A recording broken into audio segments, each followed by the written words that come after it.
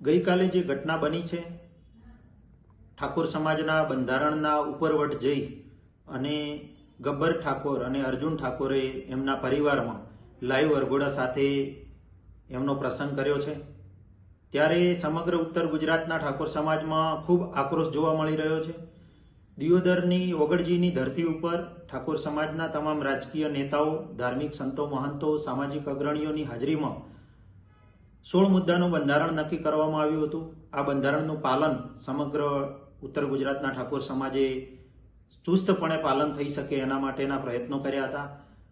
બંધારણના અમલ પછી ઉત્તર ગુજરાતના ઠાકોર સમાજના અનેક પરિવારોમાં પ્રસંગો થયા. એ બંધારણ મુજબ બંધારણની મર્યાદામાં રહીને દરેક લોકોએ પ્રસંગ પૂરા કર્યા છે. એ નાના પરિવારો હોય, મોટા હોય, સામાજિક હોય કે રાજકીય અગ્રણીઓ હોય, દરેકે આ 16 મુદ્દાના બંધારણની મર્યાદામાં રહી અને ઠાકોર સમાજના બંધારણનું પાલન કરી અને પોતાના પ્રસંગો પૂર્ણ કર્યા છે. પરંતુ ગઈકાલે જાંબડિયા, ડીસા તાલુકાના જાંબડિયા ખાતે અર્જુન ઠાકોર અને ગબ્બર ઠાકોર જે કલાકાર તરીકે ઓળખાય છે, એમના પરિવારમાં પ્રસંગ હતો. તો એમણે લગ્ન પ્રસંગમાં લાઈવ ડીજે સાથે વરઘોડો કાઢી અને ઠાકોર સમાજના બંધારણને ઉપરવટ જઈ અને એમનો પ્રસંગ કર્યો છે. બંધારણનું ઉલ્લંઘન કર્યું છે, બંધારણને માન્ય રાખ્યું નથી. ત્યારે સમગ્ર ઉત્તર ગુજરાતના ઠાકોર સમાજમાં ખૂબ આક્રોશ છે. આ લોકોએ જે સમાજને ઉપરવટ જઈ અને પોતાનો પ્રસંગ કર્યો છે, તો એમાં કડકમાં કડક કાર્યવાહી કરવામાં આવશે.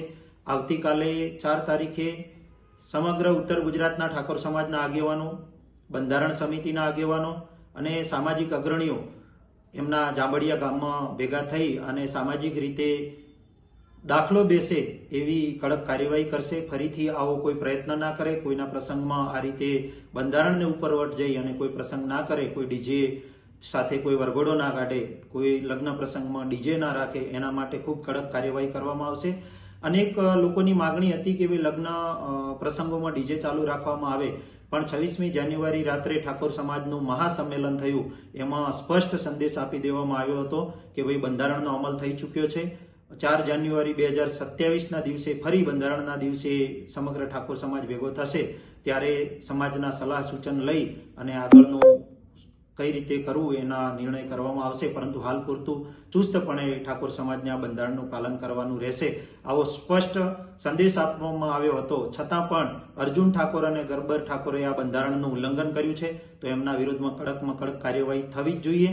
અને આવતીકાલે સમગ્ર ઉત્તર ગુજરાતનો ઠાકોર સમાજ એમના ગામમાં જઈ અને એમની પાસે જવાબ માંગવાનો છે અને એમના ઉપર કડકમાં કડક કાર્યવાહી કરી અને એક દાખલો બેસાડવાનો છે કે ફરીથી આવો કોઈ પ્રયત્ન ના કરે અને સમાજના પ્રસંગો બંધારણના મર્યાદામાં રહીને થાય એવા પ્રયત્નો સમાજ દ્વારા કરવામાં આવવાના છે.